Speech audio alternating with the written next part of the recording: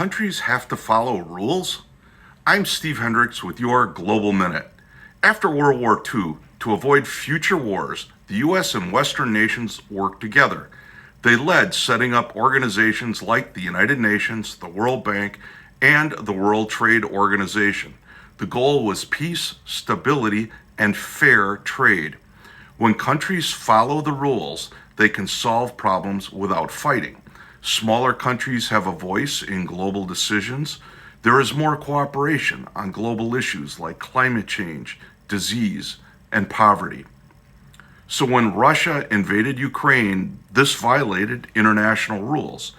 The US and the West called on Russia to respect international law. At the same time, China has been asserting itself in the South China Sea. It claims vast territories that belong to others. It threatens Taiwan with invasion. It violates human rights of its Uyghur minorities. Again, the United States calls on China to respect international rules. In March, the United Nations Security Council passed a unanimous resolution. It demanded an immediate ceasefire in Gaza. Israel kept bombing Rafah and besieging Al-Shifa Hospital in Gaza City. Do countries have to follow rules?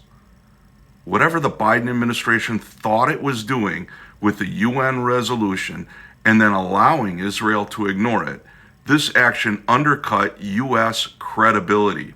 Worse, that act undercut the credibility of an international system based on rules, a liberal international order that people died to create. Either the rules apply or they don't. Not surprisingly, some countries are not on board with that system. The BRICS is an acronym that stands for Brazil, Russia, India, China, and South Africa. Originally, it represented a group of 5 major emerging economies from different continents. This year, the BRICS expanded to include Iran, Egypt, Ethiopia, and the United Arab Emirates. Together, they seek to foster a multipolar world order that provides more balance in global governance. The U.S. and the West are out. As such, the BRICS is a challenge to the established global rules-based system.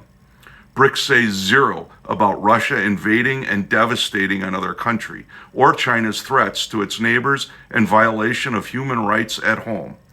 The takeaway? Global rules-based system, international law itself, remains an ideal. If America and the West want the world on board, they're going to have to show that the rules apply to everyone. Until then, expect continued rivalries based on crude national interests. America and the West lose prestige, credibility, and influence when they do not follow the values and rules they themselves created. They defy the sacrifice of the World War II veterans and martyrs. When politicians bash the UN or the international system or ignore the International Criminal Court, realize exactly what they are doing. To get off the sidelines and stay involved, please like, share, favorite, and follow. I'm Steve Hendrix with your Global Minute.